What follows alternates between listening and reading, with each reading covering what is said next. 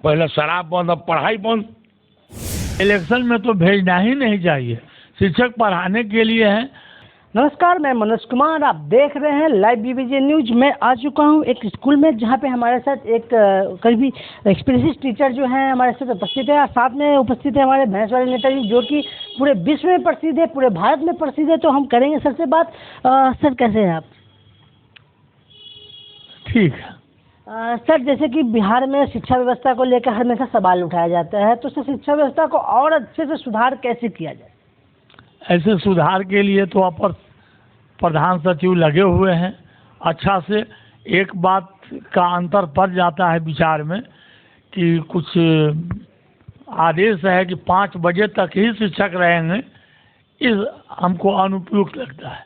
ये अच्छा लगता है कि रेगुलर आवें, पढ़ावें, बच्चों पर ध्यान दें, उसका डेवलपमेंट देखें, कमज़ोर बच्चों पर ध्यान दें, ये सब बातें अच्छी लगती है। लेकिन 5 बजे तक टीचर बैठे रहें, ये बातें अच्छी नहीं लगती है। सर, जैसे से एजुकेशन का लेवल दिन पर दिन बढ़ते जा रहा है सर, तो जिस तरीके से दिल्ली में भी देखिए कि बहुत सारे सरकारी स्कूल में सर आपका इंग्लिश मीडियम जैसा सुविधा चालू हो चुकी है, तो बिहार में सर ये होना चाहिए और कितना जल्दी होना चाहिए सर? क्या बिहार में करना है? बिहार में इंग्लिश मीडियम स्कूल जैसे फैसिलिटी के सरकारी स्कूल में होना चाहिए सर? हाँ, जरूर होना चाहिए।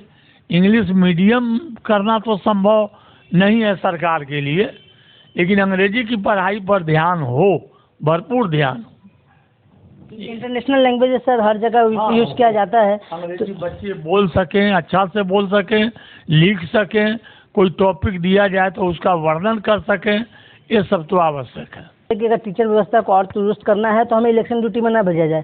कहीं ना कहीं इलेक्शन ड्यूटी का भी प्रेशर रहता है, बहुत सारा सरकारी काम का प्रेशर रहता है, इससे हम लोग बच्चों को पूरा ध्यान नहीं दे पाते हैं। तो क्या लगता है ये भी एक कारण हो सकता है? इलेक्शन में तो भेजना ही नहीं चाहिए, शिक्षक पढ़ाने के लिए है, वो सब काम सरकार का है। इलेक्शन आदि कराना, देखना, व्यवस्था देखना टीचर का काम नहीं है। बीच में सर कभी बोरा बिक्री करने के लिए कभी कह देते हैं, तो कभी कुछ इस तरह के टॉपिक जो आते हैं बीच में जो पुशअप करते रहता है, टीचरों को प्रभावित करते रहता है, तो उस पर सर क्या कहना है? ये सब होना नहीं चाहिए। अगर होता है तो गलत होता है, बच्चों के विपरीत काम हो रहा है, नहीं होना चाहिए। फिर भैंस वाले नेता जी से बात कर लेते हैं, चलते हैं उनके पास। तो कुछ सर जैसे कि के पाठक का लेके हम बात कर रहे थे कि के पाठक सर कहीं ना कहीं टीचरों पे काफ़ी ज़्यादा भी हार्ड एक्शन ले रहे हैं उनको पढ़ाने के लिए। मतलब पढ़ाना तो बहुत ज़रूरी है, लेकिन एक प्रेशराइज उनके ऊपर बन रहा है, तो कैसे देख रहे हैं इसको सर? पहले तो मेरे आदरणीय गुरु जी हैं, मैं इन्हीं का प्रोडक्ट हूँ, मैं इन्हीं से शिक्षा प्राप्त कर करके आज 2 बार विधानसभा चुनाव लड़ चुका और पूरा विश्व हमको जानता है भैंस वाले नेता के रूप में। के पाठक जी प्रशासनिक पदाधिकारी हैं, उनको शिक्षा के संदर्भ में क्या जानकारी है?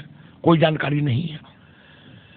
प्रोफेसर हैं चंद्रशेखर बाबू, चंद्रशेखर यादव जी, जो हमारे आदरणीय शिक्षा मंत्री जी हैं, प्रोफेसर हैं, और पूरा जो शिक्षा का जितना तंत्र है, जितना प्रणाली है, सब के पाठक जी को दे दिया गया है।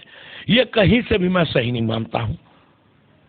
चंद्रशेखर जी के पास भी पावर रहना चाहिए, शक्ति रहना चाहिए कि वो अपने शक्ति के अनुरूप बिहार में जो शिक्षा का बदहाली है, जो शिक्षा व्यवस्था पर आपको अपोजिशन वाले, बीजेपी वाले जो उंगली उठाते हैं कि शिक्षा का ग्राफ गिर गया, शिक्षा का कुछ शिक्षा कुपित हो गई है, शिक्षा का जो होता है कि बढ़िया ग्राफ नहीं है बिहार में।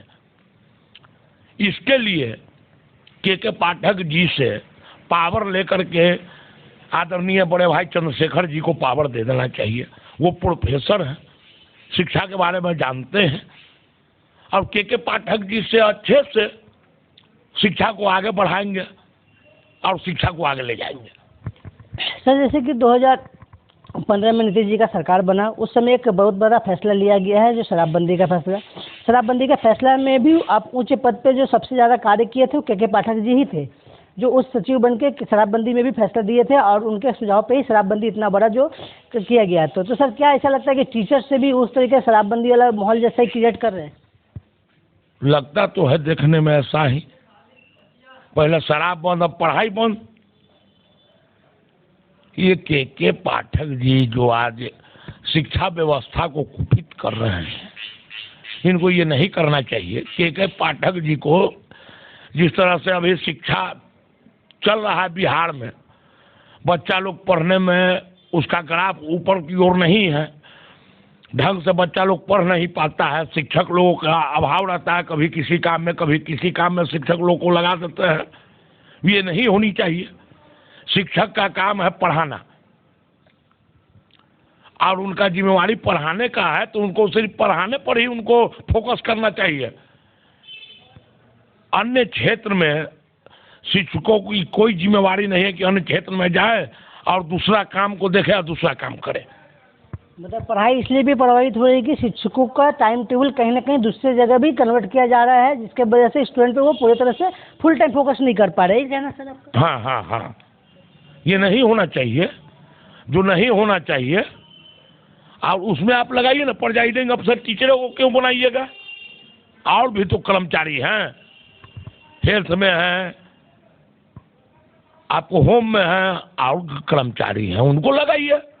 टीचरों को काहे लगाइएगा? आप गोली खा के मरेगा, सिंच के मरेगा। अन्य कर्मचारी भी तो लग सकते हैं, प्रिजाइडिंग अफसर बन सकते हैं, पीठासीन पदाधिकारी बन सकते हैं।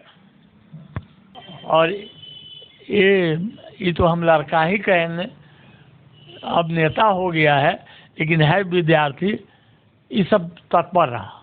आज आपके एक विद्यार्थी सर बहुत बड़े लेवल पे एक भैंस वाले नेता के नाम से चर्चित है। कहीं ना कहीं मोदी जी भी इनको संबोधित करते हैं भैंस वाले नेता के नाम से।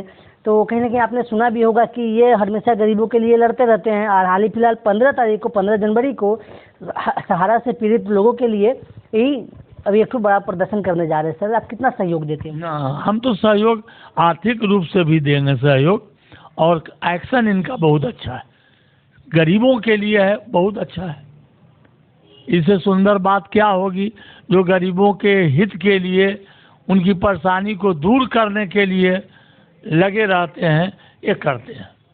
एक कितना गर्व होता है कि सर एक आपके साथ पढ़े हुए एक बच्चा एक आज नेता के तौर पे आपके बगल में बैठ के एक समाज को एक अच्छा दिशा दिखाने का कार्य कर रहा है सर, तो कितना गर्व फील होता है? बहुत ज़्यादा, बहुत ज़्यादा लगता है कि ऐसा विद्यार्थी, ऐसा नेता हो, सच्चा नेता हो, और इस सच्चाई में कमी नहीं है।